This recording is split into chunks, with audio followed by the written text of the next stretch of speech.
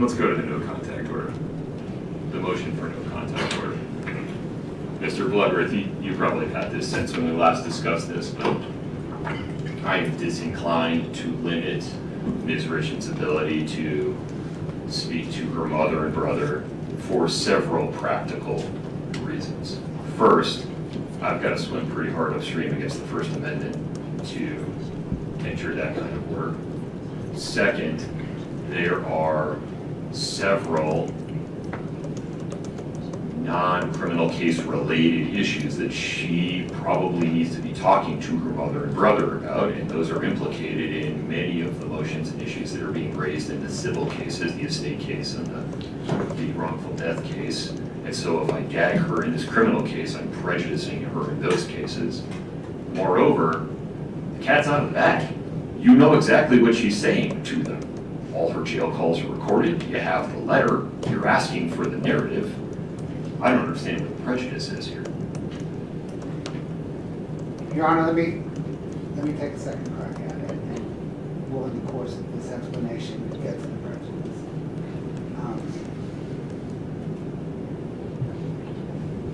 Your Honor, in a sense, the court has its hands on a dial, and if it turns the dial in one direction, it can amplify the protection against witness tampering in this case. If it turns the dial... Assuming any has occurred, right? I'm talking going forward. Okay, fair enough. Going forward. Yeah. If the court were to rotate the dial in the other direction, you know, it could more narrowly tailor the prior restraint.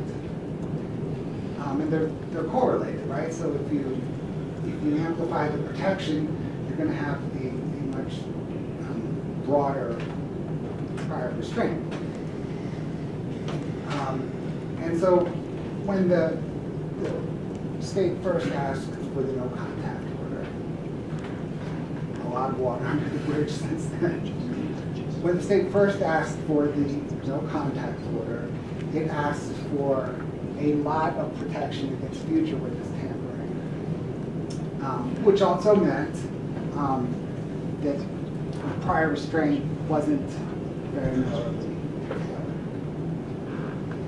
I think we're at a point now, having all learned a little bit over briefing and argument before today, and including today. Based on where we stand now, the state would kind of adjust the dial, accept some risk to future witness tampering in order to more narrowly tailor the prior restraint. And I recommend, to accomplish all of that, to include the necessary communication you referenced in your question. I think a more reasonable and appropriate order reads something like this: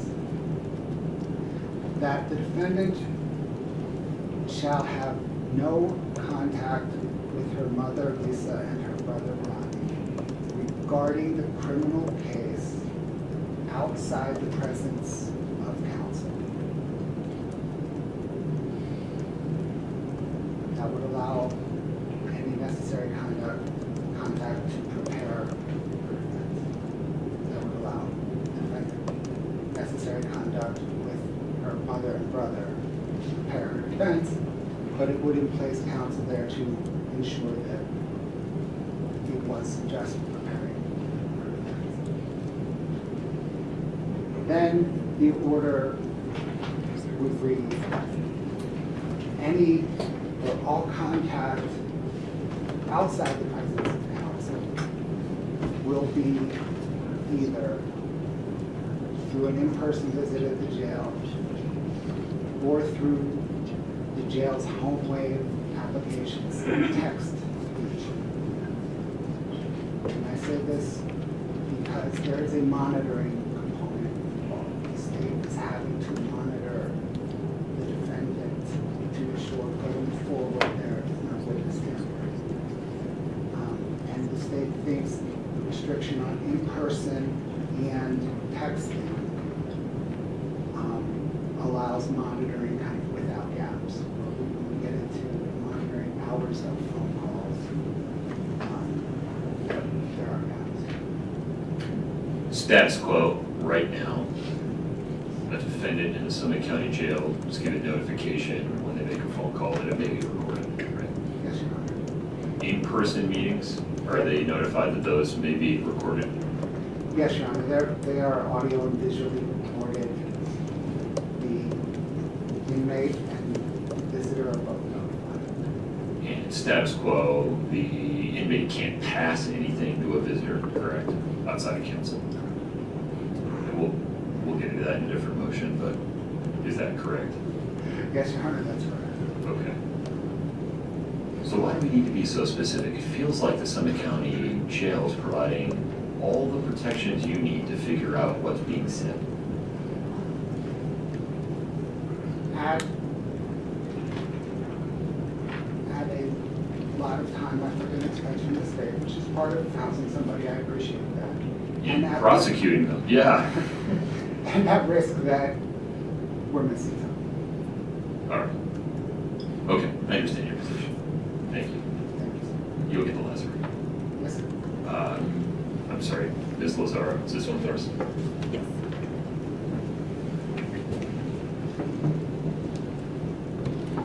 Just level with me. Do you think there's any part of this motion that I should grant? No. Okay. All right, is there anything else you want to say about it? I think it should be denied, and I think that I'm just going to reiterate the problem is that the entire thing is premised on their accusation of witness tampering, which they have failed to prove. Well, I mean, perhaps we can acknowledge that there are several plausible readings of the walk the dog letter. yeah, if the court wants to. One of the several plausible ones would be consistent with the state's version. Right. Okay. And one would be the defense's Agreed. version, and. I guess what I'm saying is, if why the do I court have wants to go figure it so- out? Well, you don't, and that's the problem. We shouldn't Okay. have to. Like, that's the whole problem with all of this is they're alleging a crime without any sort of due process or without any sort of evidence to support it. And the fact that letter. There's some evidence, I mean, a letter exists. A letter exists, yes, but there's no indication in the reading of that letter that that letter could be written in the lens of these are the people who are going to testify.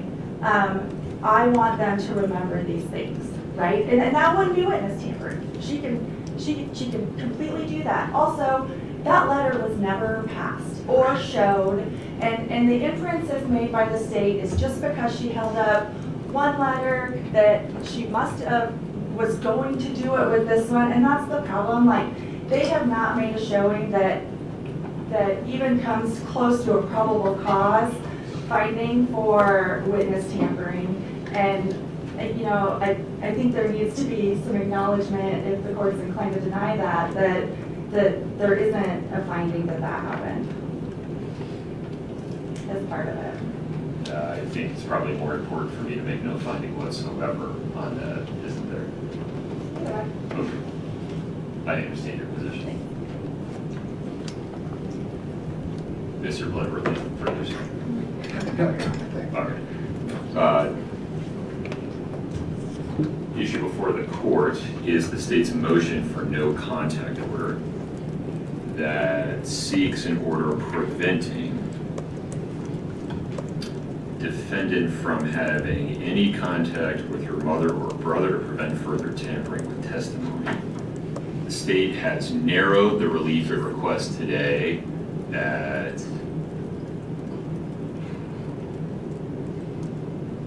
oral argument to say that defendant should have all in-person, or request that defendant have all in-person meetings with her mother or brother with counsel present, and that other communications be monitored in specific ways through technology available at the jail. First, the defendant has a First Amendment right and to correspond with whom she pleases and to say what she likes, as long as she doesn't do anything that requires a prior restraint justified by a sufficiently strong interest that countervails her First Amendment rights. Here, there's no evidence that she's done any such thing that requires her to be prohibited from speaking to any specific human being. The Walk the Dog letters have several plausible readings. It does not include any threats whatsoever or any other kind of communication that would typically justify a prior restraint on free speech. Moreover, there's no evidence that it was ever handed to anyone. And the state has it. So to the extent they need to cross-examine a witness or impeach a witness with its contents at trial, they would be able to do so absent some other ruling by the court excluding the letter or suppressing the search that found it. Moreover, the status quo is that defendants' communications with everyone, except her lawyer, are monitored. They're recorded. And the court's in no position to make that job easier for the state. So the court is simply not presented with a sufficient basis to restrain Ms. Richins' First Amendment rights. The motion for no contact order is respectfully denied. Okay. Anything further there, Mr. Clifford? No. Ms. Lazaro. Okay. All right. Ms. Lazaro, the motion to enforce order and for contempt sanctions, have I sufficiently addressed that in reaching the conclusion on the motion for prosecutorial misconduct? Yes. Okay. The court is hereby denying the defendant's motion to enforce order and for contempt sanctions based on the same reasoning that justified the denial of the motion for dismissal based upon prosecutorial misconduct.